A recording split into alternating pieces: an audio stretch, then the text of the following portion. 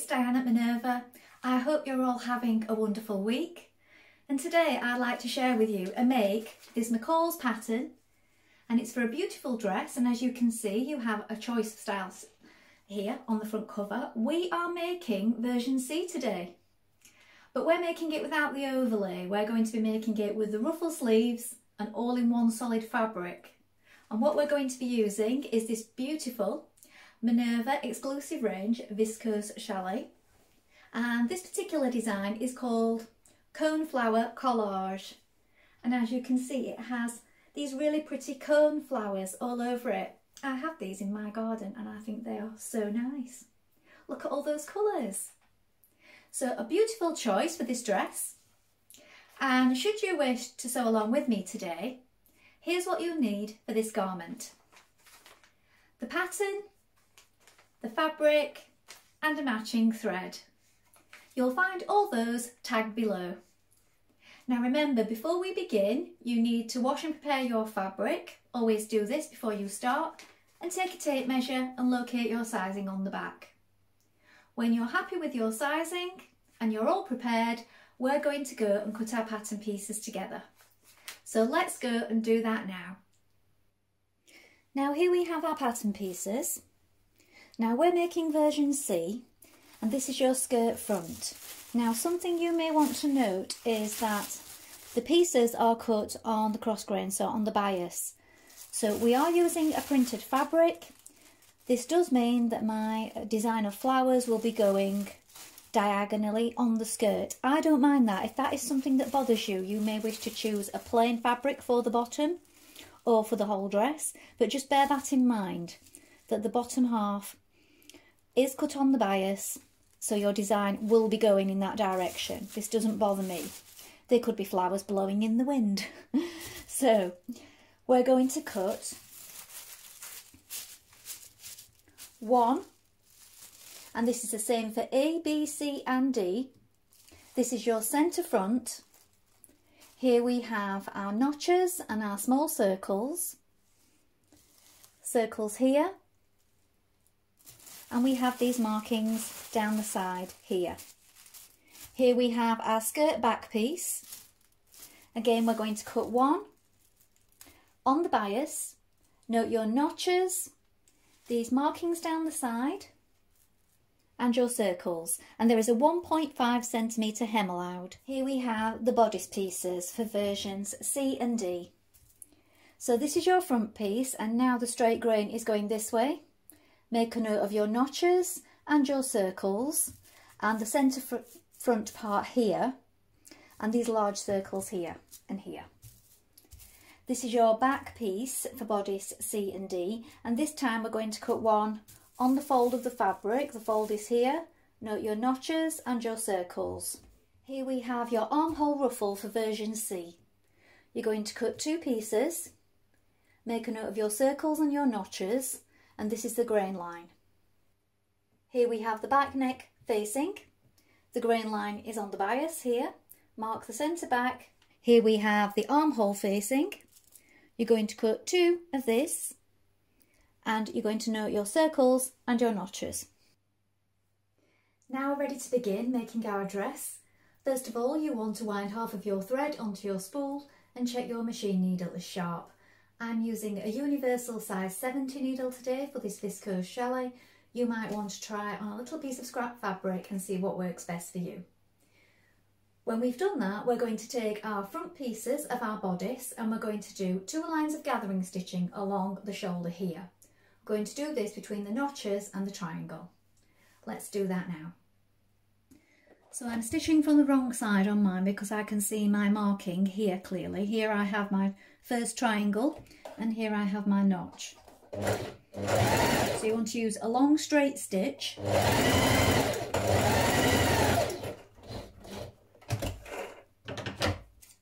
And we're not pulling on those gathers just yet. And then directly beside it we're going to do another row.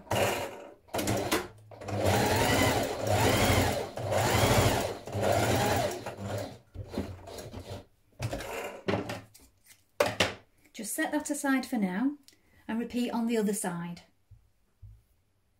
Now you're going to take your back neck facing and you're going to fold it in half lengthways like this, and we're going to give it a press.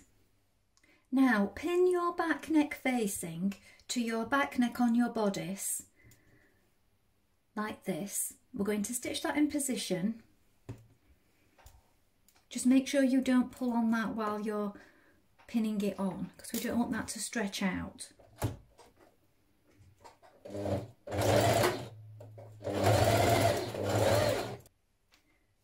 Now we press our facing piece to the inside and then we're going to stitch around it neatly. Now before I do that, I'm going to add in some Minerva maker labels, and these say hashtag Minerva maker on the back, and you can add them in the side if you wish, but I've noted here with a pin the central back point, and that is where I'm going to place my label.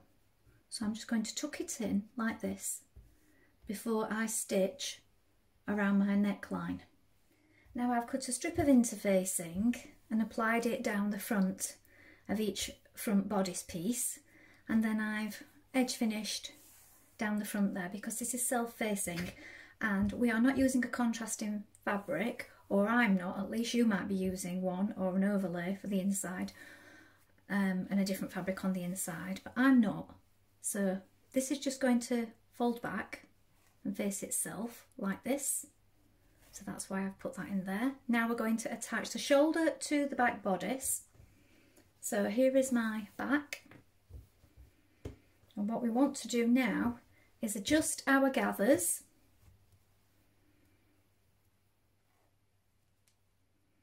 so that this all fits. So this needs to overhang here at the front. We're going to match up these notches here. So pin this part.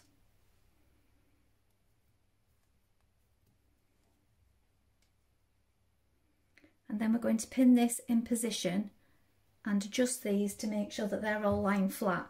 When you're happy with them and you're happy with how they're placed, once you've pinned them in, we're going to stitch it in position. What I would suggest is sewing over it twice to make sure it all holds where it should be. So go over it once and then go over it again.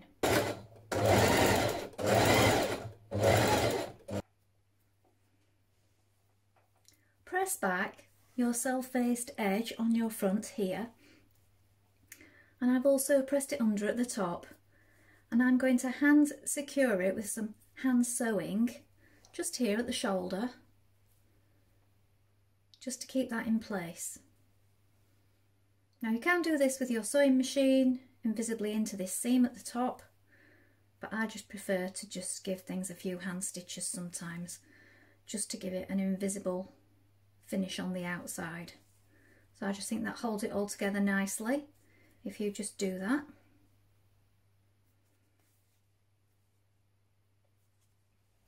Now we're going to gather our bodice front between the small circle and the large circle here. So I've got mine on the wrong side so that I can clearly see my markings. Again, I'm going to do 2 lines of stitching. Now you're going to stitch your front to your back at your side seams. On your left seam, you want to stitch down to your large circle and leave an opening below it for your zipper. Seams are 1.5 centimetres.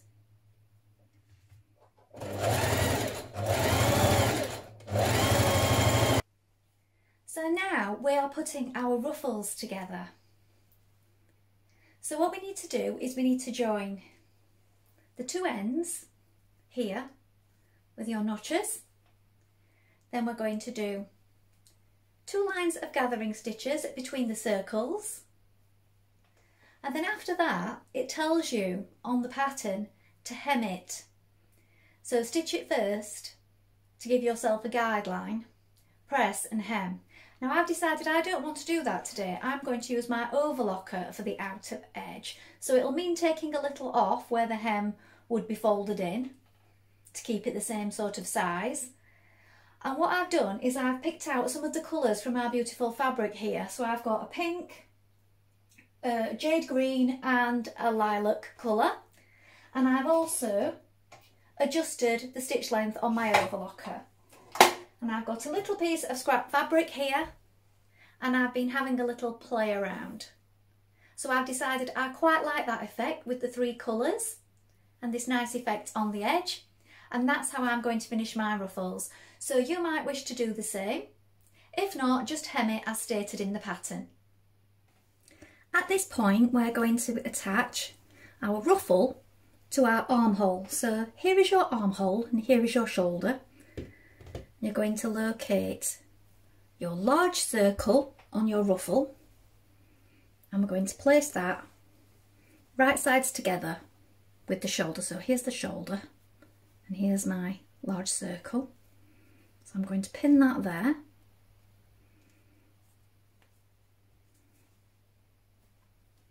And what I'm also going to find is the underarm here, and I'm going to pin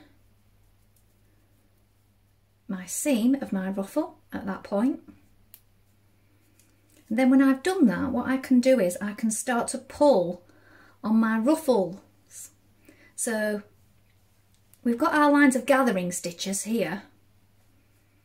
I'm going to start pulling on those now, and I'm going to adjust them before pinning the ruffle the rest of the way around, matching the notches front and back. So make sure that your gathers are even before you stitch it in position. So I'm going to continue pulling on that, and then I'm going to pin it in place and have a little look by eye on the other side to see what it's looking like. And if I'm happy with it, I'm going to stitch that in place.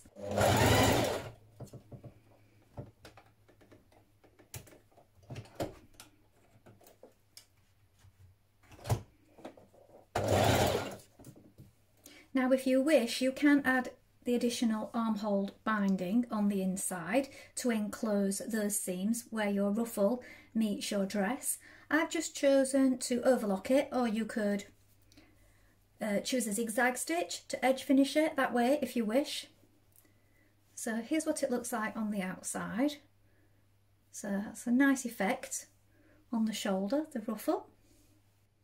Next we are pinning our skirt front to our skirt back down the side seams, and we want to make sure that when we're pinning this we're matching the notches and the markings. On the left side you want to start below your large circle here because we want to leave an opening for our zip.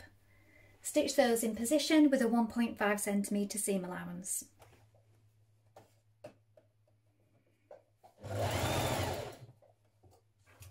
So if you make sure that you pin all the points where it needs to match, so centre front point here with the skirt and bodice, the notches either side, and then once you've done that and you have all these pins in place, then you can pull on your gathering stitches. And I put my pin that way because that just stops the gathers from moving then. And then continue all the way around, and then we're going to stitch that in place.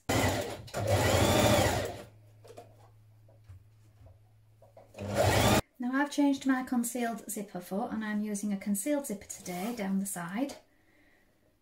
So I like these because they just hold everything in place.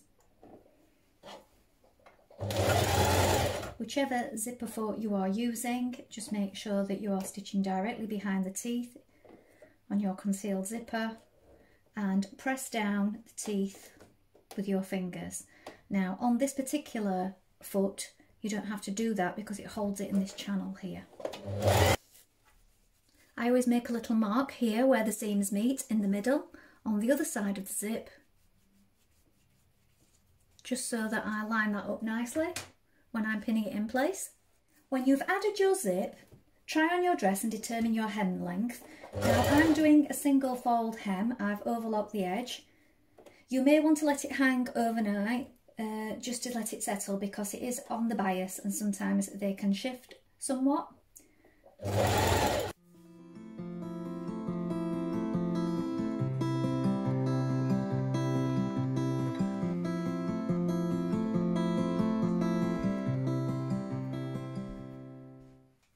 Well, I hope you've enjoyed sewing along with me today. And if you've sewn this pattern before, please let us know in the comments below. We always love to see what you've been making. We'd love it if you'd take a look at the Minerva Craft Club. With the Minerva Craft Club you can get 10% off all your orders for a whole year. And why not join in with our wonderful worldwide sewing community and create a free account? You can share all your projects and it's all completely free. Remember to like and follow Minerva to get more video content like this every week. If you like what I'm wearing today, this is another one of our Minerva exclusive range viscose challis fabrics, and this one is called Popcorn Jelly.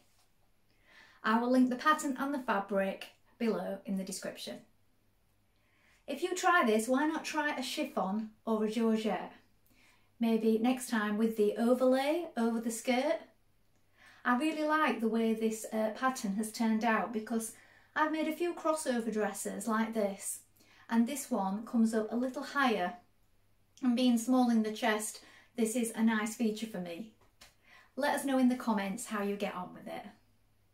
Well, that's all for today. Bye for now, and thank you for watching.